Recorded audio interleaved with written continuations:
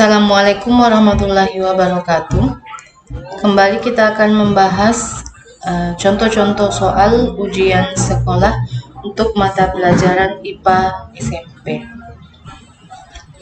Pokok bahasan selanjutnya adalah untuk subbab suhu dan kalor. Suhu dan kalor ini adalah materi bahasan yang telah kalian pelajari di kelas 7. Langsung saja kita ke soalnya. Yang pertama, perhatikan beberapa perilaku yang berkaitan dengan pemuaian berikut. 1. Memberikan celah pada sambungan rel kereta api. 2. Memasang kabel transmisi listrik tidak kendor di saat cuaca panas. Yang ketiga, membuat ukuran bingkai jendela lebih besar dari ukuran kacanya. Yang keempat, merangkaikan bimetal pada setrika listrik otomatis. Pertanyaannya adalah, masalah-masalah yang timbul akibat pemuaian dapat diatasi oleh perilaku yang ditunjukkan oleh nomor. Jadi inti dari soal berikut ini adalah disajikan 4 buah pernyataan. Kalian diminta untuk memilih manakah pernyataan yang merupakan solusi dari akibat yang ditimbulkan oleh pemuaian itu sendiri. Jadi kalian diminta untuk memilih 3 pernyataan yang manakah yang merupakan solusi. Nah, sebelum kita menjawab pertanyaan ini, kita kembali membahas sedikit materi tentang konsep pemuaian. Nah, pemuaian itu adalah pertambahan ukuran benda sebagai akibat dari kenaikan suhu. Jadi memuai itu berarti benda ini mengalami pertambahan ukurannya, baik itu volumenya yang bertambah atau panjang dan lebarnya. Nah, dari konsep pemuaian ini, baik itu zat padat, zat gas maupun zat cair, semuanya dapat mengalami pemuaian jika mengalami kenaikan suhu. Nah, sehingga pemuaian ini ada yang dikatakan sebagai pemuaian panjang, pemuaian luas, dan pemuaian volume. Di dalam kehidupan sehari-hari kita sendiri sangat banyak terjadi peristiwa pemuaian. Nah, karena fakta bahwa benda-benda itu jika dipanaskan akan memuai, nah sehingga kita perlu mencari solusi agar peristiwa pemuaian ini tidak menjadi sebuah masalah di dalam kehidupan kita. Nah, inilah inti dari soal pada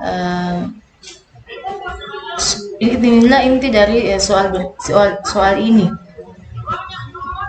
Nah, sekarang kita langsung saja lihat pernyataannya. Yang manakah yang merupakan solusi dari akibat pemuaian itu sendiri, akibat pertambahan ukuran benda itu? Yang pertama adalah memberikan celah pada sambungan rel kereta api. Nah, memberikan celah pada sambungan rel kereta api. Nah, rel kereta api ini adalah benda padat dari besi yang bisa memuai, kemudian disusun menjadi sebuah rel.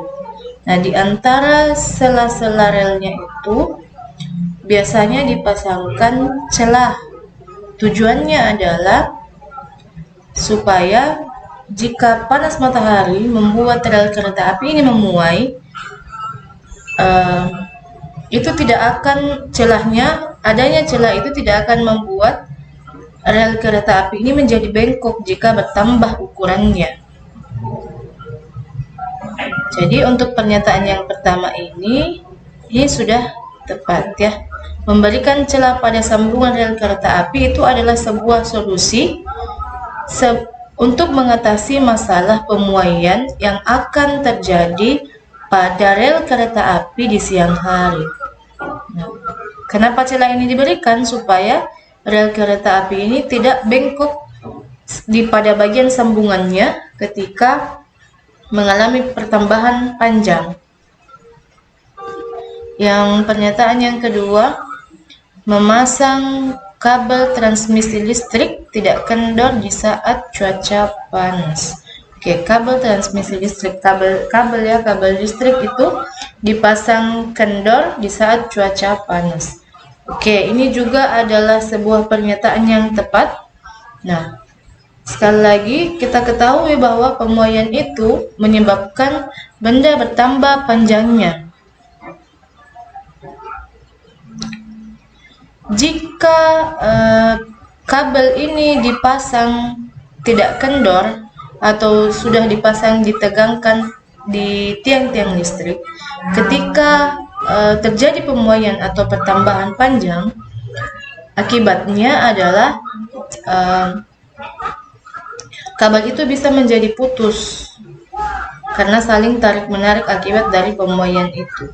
Nah, sehingga supaya tidak terjadi kabel yang terputus pada saat proses pemuaian di siang hari ketika suhunya naik, maka disengaja kabel ini dipasang kendor, ya, dibuat kendor, dipasangnya tidak dipasang secara tegang.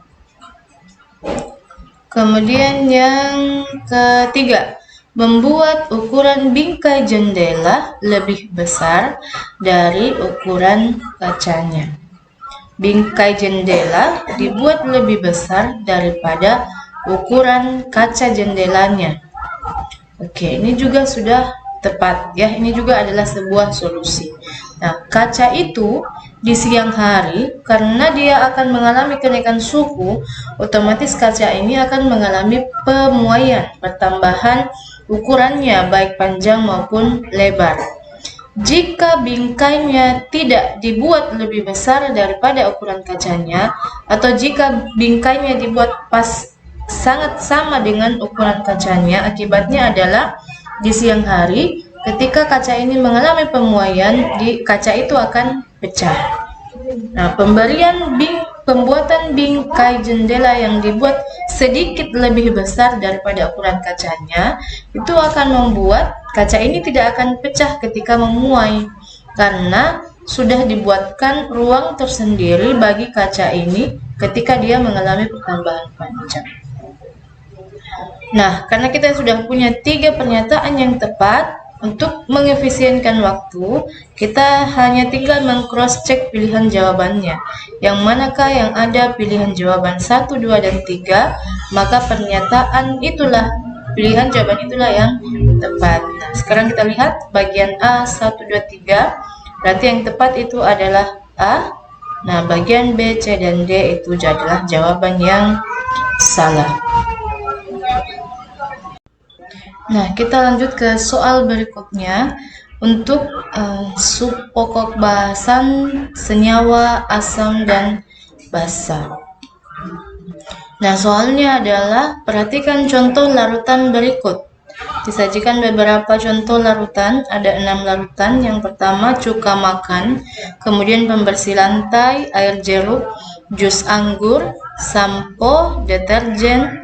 Nah, pertanyaannya adalah larutan yang mengandung senyawa basa adalah.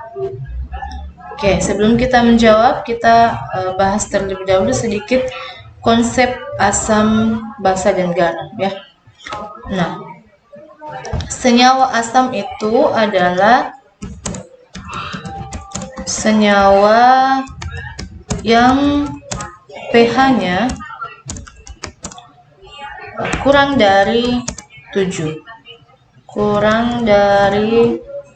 pH-nya kurang dari 7. Kurang dari 7. Atau biasa simbolnya tanda kurang dari 7, ya. Jadi kalau kalian mendapatkan contoh mendapatkan senyawa yang pH-nya di antara 1 sampai 7, 1 sampai 6, berarti itu adalah senyawa yang asam.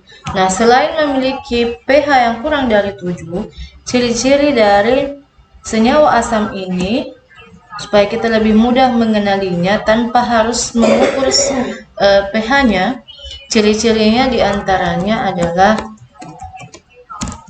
rasanya asam,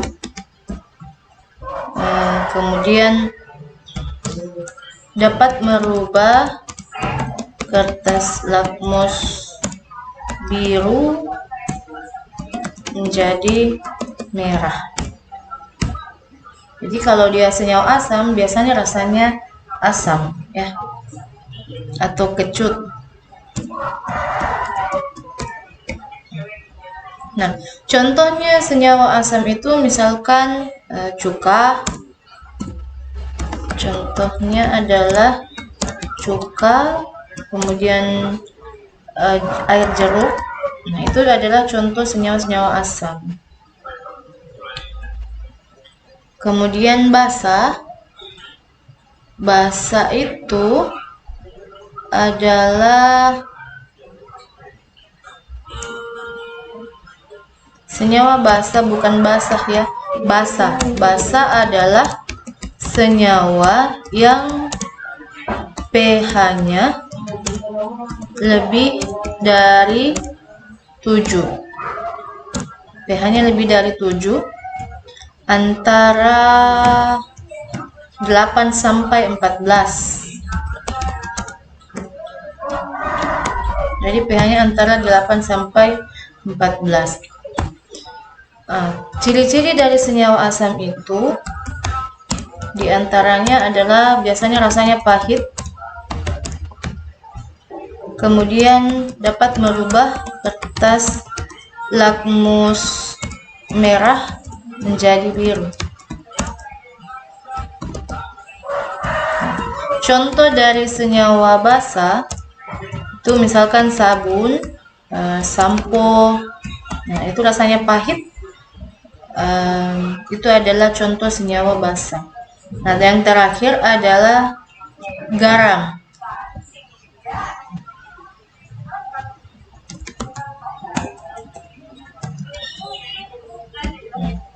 Senyawa yang sifatnya garam adalah senyawa yang pH-nya netral atau sama dengan 7. Nah, contohnya misalkan garam dapur. Itu adalah contoh senyawa yang bersifat garam. Dan masih ada senyawa yang lain ya. Bukan hanya garam karena namanya sama, tapi garam yang dimaksud ini adalah senyawa yang sifatnya netral. Tapi contohnya adalah garam atau rumus kimianya NaCl.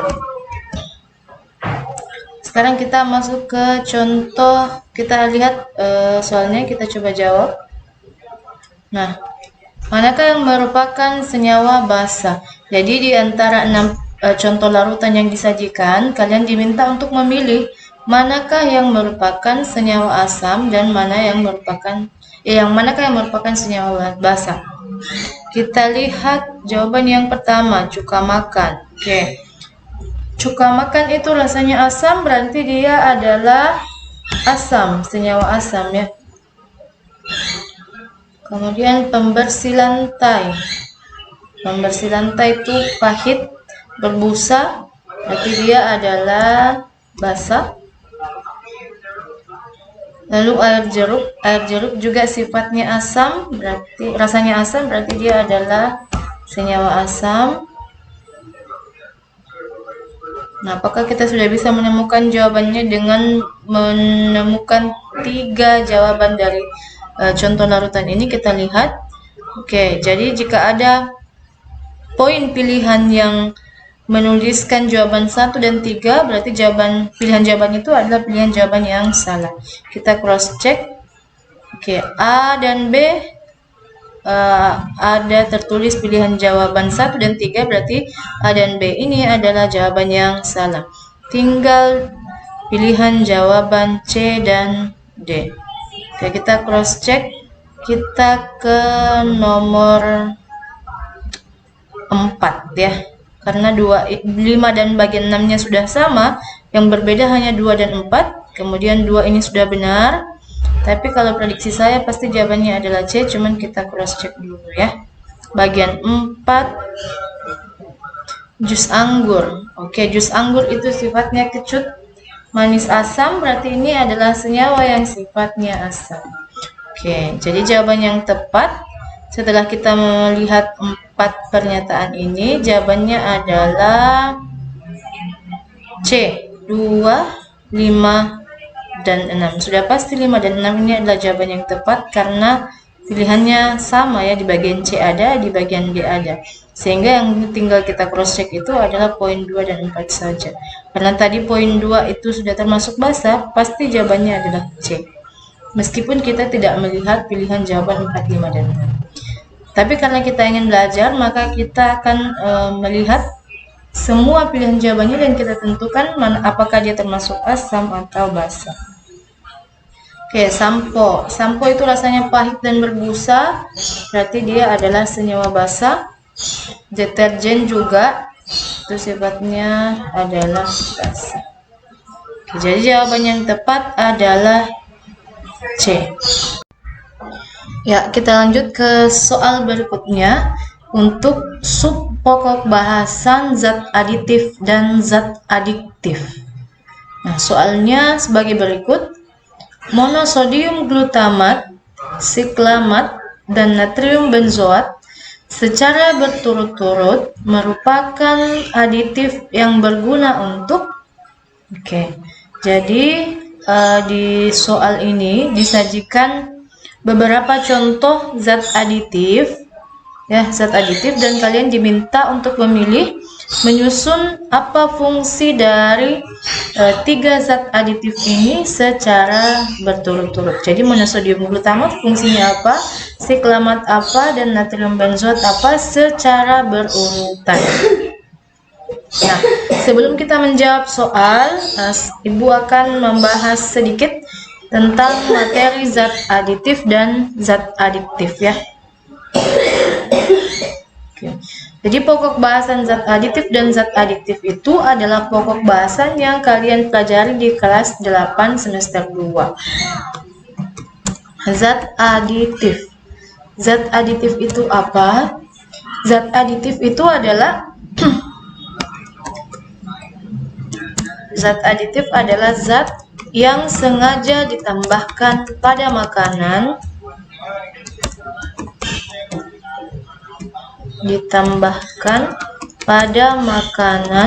dengan tujuan tertentu, baik untuk merubah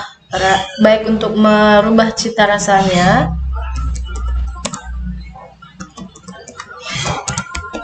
cita rasa sebagai pewarna, pengawet, dan tujuan-tujuan lain ya. Nah, jadi zat aditif itu adalah zat tambahan makanan yang ditambahkan ke dalam makanan ketika kalian memasak atau mengolah makanan dengan tujuan-tujuan tertentu. Misalkan kalian ingin mendapatkan rasa makanan yang gurih, maka kalian tambahkan peksin. Kalian ingin membuat warna makanannya lebih menarik, kalian tambahkan pewarna makanan. Atau kalian ingin membuat makanan itu lebih awet, bisa disimpan lama, maka kalian menambahkan zat aditif pengawet ke dalam makanan tersebut. Nah, zat aditif ini berdasarkan jenisnya dibagi menjadi 2. Ada zat aditif alami dan ada zat aditif buatan. Nah, contoh zat aditif alami ini bermacam-macam yang berasal dari alam. Nah, bermacam-macam dengan tujuan yang tergantung dari tujuan yang kita inginkan. Misalkan untuk pewarna yang alami itu biasanya daun suji atau daun pandan ya. Biasa kalau kalian memasak atau kalian melihat ibu kalian memasak pisang hijau. Nah, pewarna hijaunya itu secara alami bisa kita dapatkan dengan memanfaatkan daun suji atau daun pandan. Atau misalkan kalian memasak nasi kuning. Nah, di nasi kuning itu pewarnanya bisa kalian ambil dari pewarna alami, yaitu kunyit. Dan masih banyak pewarna-pewarna alami yang lain. Nah, selain pewarna, zat aditif alami juga ada untuk penambah cita rasa. Misalkan garam, itu dari alam ya, gula, bawang perbumbuan, bawang merah, bawang putih, lombok, merica, itu semua adalah contoh zat aditif alami yang bertujuan untuk menambah cita rasa pada makanan dan sebagainya ya. Nah, ada juga untuk pengawet. Nah, biasanya kalau kita mau mengawetkan ikan, orang tua kalian pernah pasti sering menambahkan garam ke makanannya supaya lebih awet. Nah, jadi contoh pengawet makanan yang alami itu adalah garam. Atau misalkan kalian pernah lihat orang tua kalian menambahkan es batu ke ikannya supaya bisa disimpan lama. Nah, es batu itu juga termasuk zat aditif yang sifatnya alami dengan tujuan sebagai pengawet. Nah, ada juga untuk pemanis. Nah, gula itu juga termasuk zat aditif alami yang tujuannya sebagai pemanis. Nah, selain zat aditif alami, ada juga zat aditif buatan.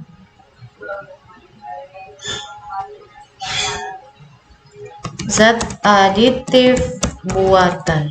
Nah, zat aditif buatan ini adalah zat aditif yang sengaja dibuat oleh manusia dari bahan-bahan kimia. Nah, tujuannya itu ya sama dengan zat aditif alami, ada yang sebagai penambah cita rasa, ada sebagai pewarna makanan, ada sebagai pengawet, ada sebagai pemanis ya. Nah, zat aditif buatan ini ada yang zat aditif yang memang diperbolehkan untuk ditambahkan ke dalam makanan, dan ada juga zat aditif yang tidak boleh ditambahkan, tetapi karena dilarang karena berbahaya bagi kesehatan manusia, itu tidak boleh ditambahkan ke dalam makanan. Hanya sekarang banyak beberapa pengusaha makanan itu menambahkan zat aditif yang berbahaya itu, yang buatan berbahaya itu ke dalam makanan karena jumlahnya sedikit, rasanya lebih enak dibandingkan zat aditif buatan yang diperbolehkan itu, dan harganya lebih murah. Nah, kembali kita ke zat aditif buatan. Contohnya zat aditif buatan itu misalkan Royco, Masako, itu adalah contoh zat aditif buatan yang tujuannya untuk menambah cita rasa ya. Jadi di dalam Royco dan Masako itu sesungguhnya yang membuat cita rasanya menjadi lebih gurih adalah monosodium glutamat atau MSG.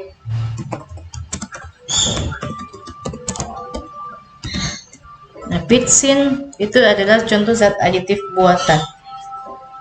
Kemudian untuk yang pemanis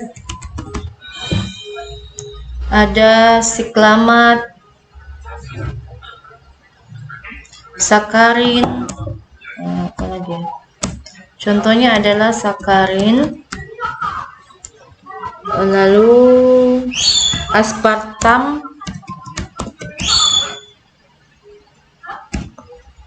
siklamat juga itu termasuk dalam pemanis ya, siklamat. Nah, dan beberapa contoh pemanis lain yang merupakan zat aditif buatan bisa kalian cari di buku atau di Google sebagai tambahan referensi. Nah, ada juga untuk pengawet. Nah, zat aditif pengawet ini yang termasuk buatan, contohnya itu adalah natrium benzoat. Nah, ini sering sekali kalau misalkan kalian makan jajanan-jajanan, snack-snack itu yang sering dijual di kantin atau di toko, coba kalian baca komposisinya. Sangat sering digunakan pada makanan itu sebagai pengawetnya adalah natrium benzoat. Nah, kenapa pengawet ini digunakan? Karena Tujuannya supaya makanan ini bisa tahan dalam waktu yang lama, apalagi untuk makanan-makanan yang dijual di toko-toko itu, snack-snack yang bungkus-bungkus itu kan perlu waktu yang lama dari pengiriman hingga sampai ke konsumen, sehingga diperlukan bahan pengawet yang aman. Nah, meskipun buatan tapi harus tetap aman. Nah, biasanya yang paling sering digunakan itu adalah natrium benzoat. Selain pengawet, juga ada pewarna yang buatan. Ada juga pewarna buatan, contohnya tartrazin, pewarna kuning CFC, kuning FCF. Nah, kemudian ada juga pewarna hijau FCF. Nah, kalian bisa melihat contoh-contoh zat aditif ini dari komposisi makanan di belakang kemasan yang jajanan yang sering kalian makan. Kalian pasti akan menemukan zat-zat aditif buatan ini. Nah, keuntungan dari zat aditif buatan dibandingkan dengan zat aditif yang alami, biasanya zat aditif yang buatan ini, misalkan kalau dia pewarna, warnanya itu lebih cantik dibandingkan pewarna zat aditif yang alami. Kemudian kalau pewarna yang buatan ini meskipun kita gunakan sedikit itu sudah cukup, sedangkan pewarna yang alami biasanya kita membutuhkan pewarna yang banyak untuk mendapatkan warna yang kita inginkan. Nah, itu biasanya kelebihan dari zat aditif buatan. Nah, kita lanjut ke soalnya. Kita lihat manakah pernyataan yang tepat tentang tujuan dari penggunaan zat aditif yang ada di atas. Yang pertama, monosodium glutamat. Nah, monosodium glutamat ini adalah zat aditif buatan yang tujuannya sebagai penambah cita rasa atau sebagai penyedap. Ya, oke, kita lihat manakah susunan yang tepat. Yang penyedap lebih dulu dituliskan pada pilihan jawaban tersebut. A pengawet, ini pemanisnya. Yang menuliskan terlebih dahulu penyedap adalah pilihan jawaban B. Sehingga yang tepat adalah pilihan jawaban B. Ini untuk mengefisienkan waktu, kita tidak perlu lagi melihat jawaban yang lain ya. Tapi karena kita belajar, misalkan pilihan jawaban yang tidak seperti ini, kalian bisa meng-cross-check kalian bisa meng-cross-check yang lain, pilihan jawaban yang lain. Kita lihat dulu siklamat. Siklamat ini fungsinya sebagai pemanis ya, sedangkan natrium benzoat itu sebagai pengawet. Oke, jadi susunan yang tepat adalah penyedap, pemanis, dan pengawet. Silakan kalian hafalkan materi ini, kalian pahami, kalian ingat-ingat, kalian tambahkan referensi bacaan kalian dengan membaca di buku dan di YouTube. Kalian bisa juga mencari di Google, atau kalian akan lebih bisa memahami materi ini jika kalian melihat secara langsung di kemasan-kemasan makanan ringan yang sering kalian konsumsi. Soal berikutnya untuk pokok bahasan usaha dan energi. Soalnya seperti berikut, perhatikan gambar berikut. Jadi disajikan sebuah gambar, ada dua buah mobil yang sedang berkendara di jalan raya. Oke, konteks soalnya sebagai berikut. Sebuah mobil melaju kencang di jalan raya dan menyalip atau mendahului mobil lain yang ada di sebelahnya. Oke. Jadi yang mana kira-kira yang mendahului? Ini ya, dia kan ada di belakang, jadi dia akan ini ya yang merah, dia mendahului, dia di belakang kemudian menyalip mobil kuning. Jika kecepatan mobil tersebut 144 km per jam dan massanya 1500 kg, ditanyakan energi kinetik yang dimiliki mobil tersebut adalah. Oke, jadi kita akan diminta untuk menghitung berapa besar energi kinetik dari peristiwa yang ini ya, yang di soal. Oke, kita langsung saja kita coba menjawab. Nah, sebelumnya kita ingat dulu, energi kinetik itu apa? Energi kinetik itu adalah energi yang dialami oleh benda yang bergerak. Jadi kalau ada sebuah benda yang bergerak, maka energi yang dialami atau yang bekerja pada benda tersebut sehingga dia bisa bergerak itu adalah energi kinetik, ya. Oke, langsung kita, kalau kalian mendapatkan soal yang seperti ini yang hitungan, supaya lebih mudah, kalian tinggal menuliskan diketahui, ditanyakan, dan penyelesaiannya. Nah, cara menuliskan bagian diketahuinya, yang pertama ini adalah tipsnya. Kalian tinggal melihat angka-angkanya saja. Yang manakah yang ada angkanya? Oke, kita lihat. Yang pertama ini adalah angkanya 144 km per jam. Nah, kemudian ini adalah diketahui yang pertama. 144 ini apa? Kalian tinggal lihat pernyataan kalimat yang ada di bagian belakang 144 ini. Kecepatan mobil. Berarti yang diketahui yang pertama adalah kecepatan mobil. Kecepatan simbolnya adalah V sebesar 144 km per jam. Oke. Kemudian kita lihat angka yang kedua. Di mana angka yang kedua? Oh, yang ini, 1500 kg. 1500 ini apa? Kita lihat lagi kata yang ada di belakangnya. Massanya. Massanya si mobil. Berarti massa mobil simbolnya adalah M. Itu sebesar 1500 kg. Ya. Nah, apa yang ditanyakan? Nah, kita langsung lihat ke bagian akhir, ya. Ini adalah tips untuk mengetahui apa yang ditanyakan. Kalian tinggal lihat di bagian akhir pertanyaan tersebut, soal tersebut.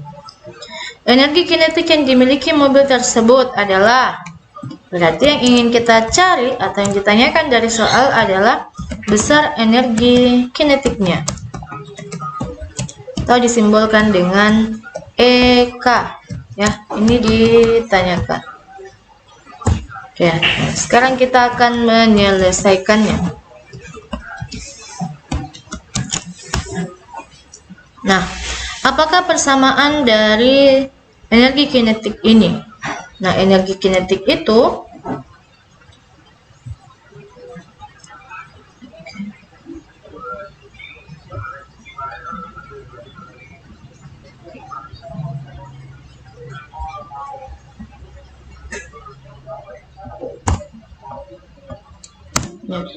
energi kinetik persamaannya adalah EK sama dengan 1/2 dikali M dikali V berpangkat 2, ya.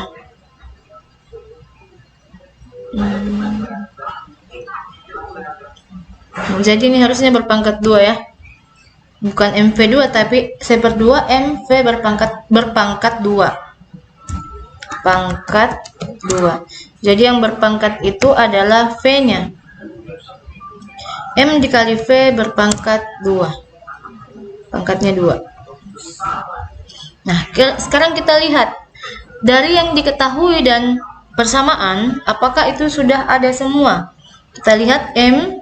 M ini adalah massa mobil, massa benda yang mengalami energi kinetik, ya. Yang mengalami energi kinetik adalah mobil, berarti yang kita butuhkan adalah massa mobil. Oke, ini sudah ada massa mobilnya. Kemudian V itu adalah kecepatan dari benda yang mengalami energi kinetik. Benda yang mengalami energi kinetik itu adalah mobil, maka yang kita butuhkan adalah kecepatan mobilnya. Oke, ternyata sudah ada di soal, tapi kita perhatikan satuannya. Satuannya adalah kilometer per jam. Sedangkan satuan yang kita butuhkan untuk energi kinetik itu adalah meter per sekon. Jadi yang pertama yang harus kita lakukan adalah sebelum kita menghitung energi kinetiknya dengan mensubstitusi atau mengganti persamaan ini dengan angka-angka yang ada di atas, maka terlebih dahulu kita harus merubah satuan dari kecepatan ini ke dalam satuan meter per sekon. Nah, kita rubah, ya. 144 km mau kita rubah ke meter. Kilometer ke meter. Ingat aturan tangga itu untuk kilometer untuk satuan panjang kilometer, maka setiap turun satu tangga itu kali 10, setiap naik satu tangga dibagi 10 ya. Nah, sekarang kita lihat untuk yang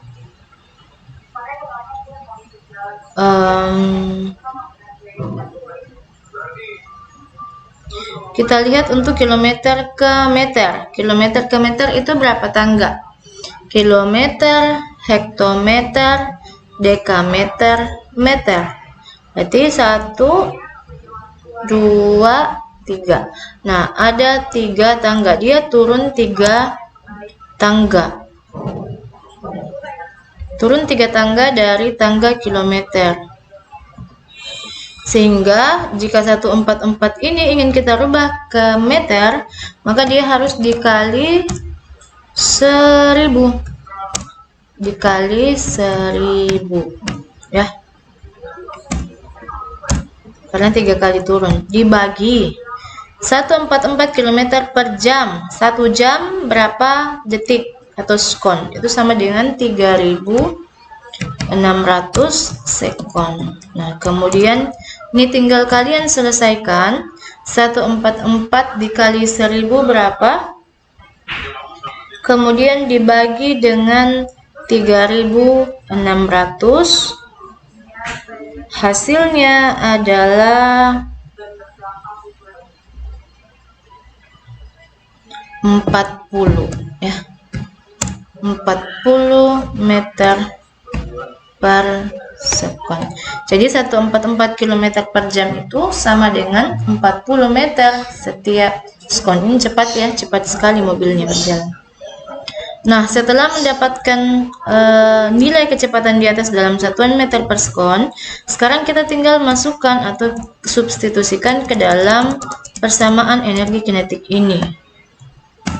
Nah, rumusnya adalah 1/2, kita tinggal tuliskan konstantanya. 1/2, M-nya berapa? M-nya adalah 1500 kg ya. Ini sudah satuan SI sehingga tidak perlu kita rubah. Dikali V berpangkat 2, V-nya adalah 40 meter per sekon berpangkat 2 ya. Jadi karena pangkat 2 berarti dikali 2 kali, 40 kali 40. Ini tinggal kita selesaikan. Nah, boleh kalian lihat ini ada 1/2, berarti ini harus dibagi dengan 2 ya. Boleh kalian kalikan dulu 1500 kali 40 kali 40 lalu dibagi 2. Boleh juga kalian lihat manakah dari ketiga angka ini yang bisa membagi 2, yang bisa habis dibagi 2, baru kalian kalikan ya. Nah, kita coba cara yang kedua. Kita lihat angka manakah yang bisa dibagi habis dengan 2. Oke. Yang bisa habis dibagi 2 itu adalah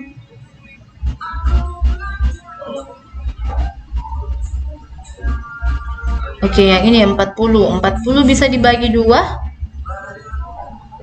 40 dibagi 2 hasilnya adalah 20. Sehingga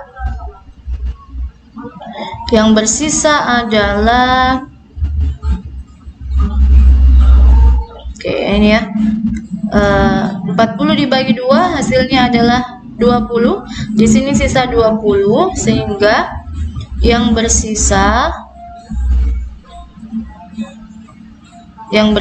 adalah 1500 kilogram.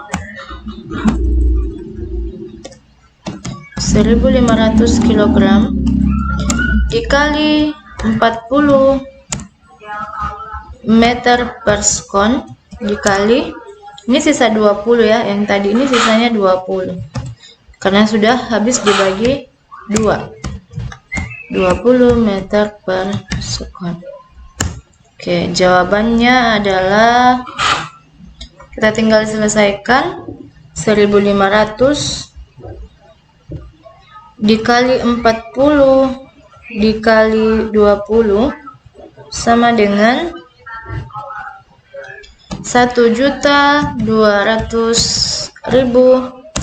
joule ya, satuannya adalah joule. Oke. Nah, sekarang kita lihat ke pilihan jawabannya. Nah, ternyata pilihan jawabannya yang diminta adalah dalam satuan kilojoule. Berarti joule ini harus kita rubah terlebih dahulu ke dalam satuan kilojoule. Nah, kita rubah dia. Berapakah dari joule ke kilojoule? Kita rubah dari satuan joule ke kilojoule ya. Nah, 1.200.000 joule itu berapa joule? Nah, sama dengan satuan panjang yang tadi. Joule ini setiap dia turun satu tangga, maka dia dikali 10, naik satu tangga dibagi 10. Nah, dari joule ke kilojoule itu dibagi 1000, sehingga naik 3 tangga ya, dari joule ke kilojoule itu dibagi 1000. Berarti 1.200.000 ini dibagi 1000. Hasilnya adalah 1.200 kilojoule. Ya. Jadi jawaban yang tepat, kita lihat pilihan jawabannya. Jawaban yang tepat adalah bagian C. Ya, jadi tipsnya untuk soal yang ini tadi, silakan kalian ulang-ulang kembali videonya. Kalian pahami apa rumusnya, baca baik-baik soalnya, tuliskan dengan rapi di buku cakaran kalian pada saat kalian mengerjakan soal. Lihat apa yang diketahui, lihat apa yang ditanyakan, perhatikan satuan-satuannya. Ya, jangan sampai kalian menganggap jawaban itu sudah tepat, tapi ternyata salah karena setiap soal itu ada pengecohnya, baik itu dari pilihan jawaban atau dari pengecoh soalnya sendiri. Ya. Soal berikutnya untuk pokok bahasan gaya dan gerak. Nah, sebuah mobil mainan dilepas dari titik P, ini titik P, ke titik S. Ya, jadi sepanjang lintasannya dari titik P ke titik S, melewati lintasan seperti pada gambar berikut. Oke. Yang ditanyakan adalah grafik kecepatan terhadap waktu yang menggambarkan gerak mobil mainan tersebut adalah. Oke, jadi inti dari soal ini kalian diminta untuk memilih manakah grafik yang benar sesuai dengan peristiwa gerak mobil yang melintas pada lintasan yang bentuknya seperti pada gambar. Nah, sekarang kita lihat terlebih dahulu pergerakan mobilnya ya. Mobil ini bergerak dari titik P ke titik Q, turun ya.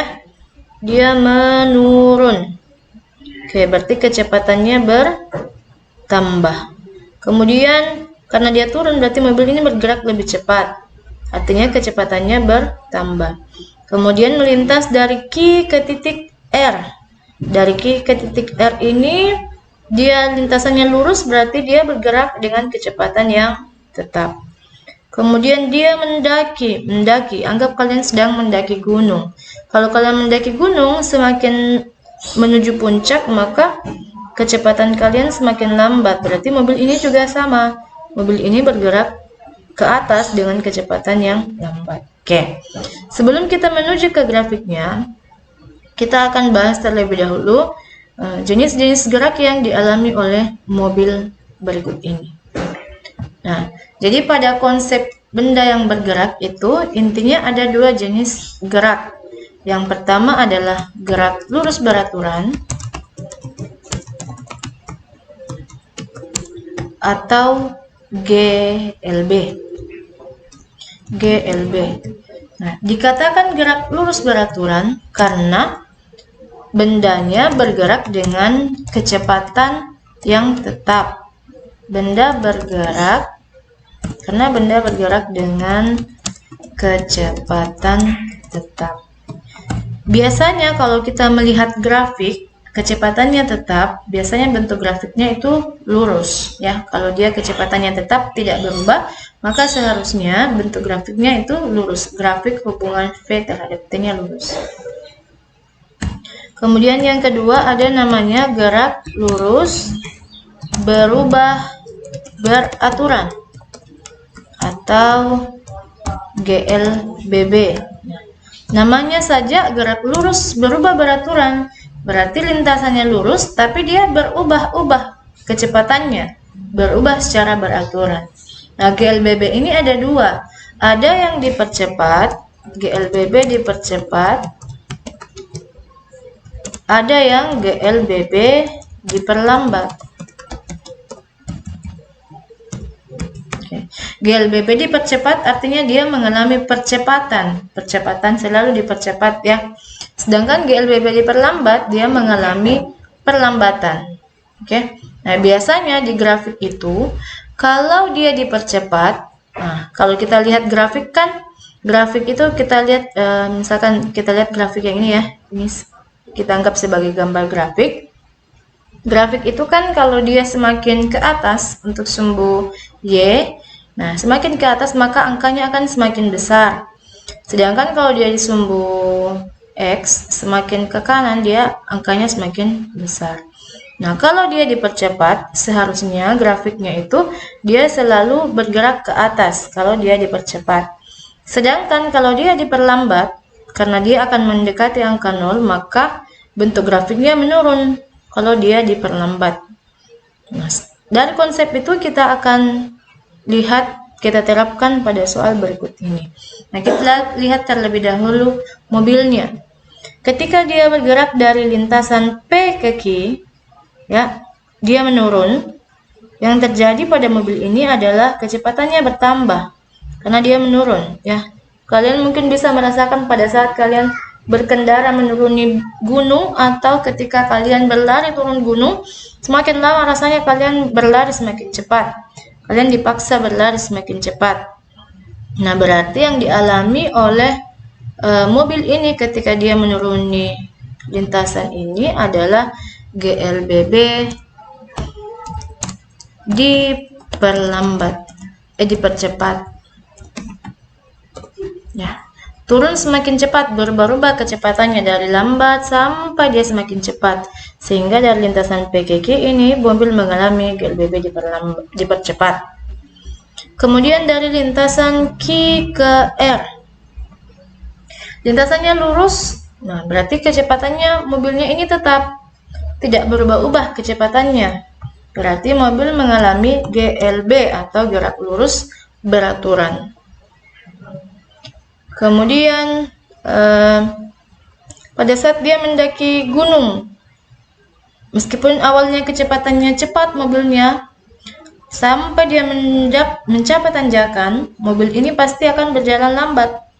Ya, berarti kecepatannya berubah, tapi berubahnya diperlambat. Berarti mobilnya mengalami GLBB diperlambat. Nah, sekarang, setelah kita mengetahui ini, kita hanya perlu melihat manakah pilihan jawabannya yang tepat dari grafiknya ya. Tadi Ibu katakan kalau dia dipercepat pada grafik itu biasanya seharusnya kalau dia dipercepat maka bentuk grafiknya itu akan ke atas. Kalau dia tetap maka grafiknya itu lurus. Sedangkan kalau dia diperlambat maka grafik V terhadap T-nya itu kecepatannya akan menurun. Nah, kita lihat manakah jawaban yang tepat. Kita lihat pilihan jawaban yang pertama terlebih dahulu. GLBB dipercepat berarti dia harusnya ke atas ya. Oke, berarti ke atas. Nah, ini sudah tepat dari P ke Q. Kemudian Q ke R dia tetap. Kecepatannya harusnya tetap. Oke, dia lurus. Ini menunjukkan kalau kecepatannya tetap. Nah, kemudian diperlambat. Oke, dari kecepatan misalkan ini adalah 30. Dia turun sampai kecepatannya 0. Berarti ini adalah GLBB diperlambat. Oke. Berarti jawaban yang benar itu adalah A. Nah, coba kita lihat contoh grafik yang lain ya. Dari P ke Q dia menanjak, berarti ini adalah GLBB dipercepat. Kemudian dari Q ke R lurus, berarti ini adalah GLB. Kemudian naik lagi, berarti ini adalah GLBB dipercepat lagi, bukan diperlambat ya.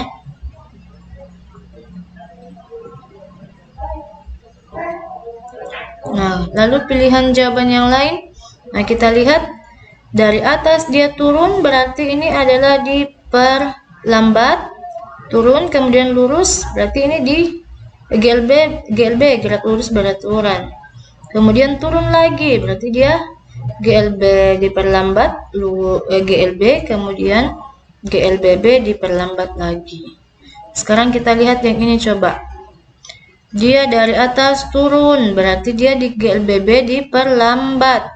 Kemudian lurus, kemudian lagi ke atas turun, tadi ini dia diperlambat, kemudian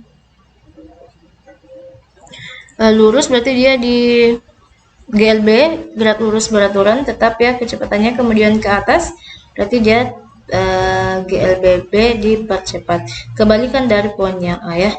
Tapi yang tepat, yang cocok dengan gerakan lintasan dari mobil ini adalah pilihan jawaban yang A.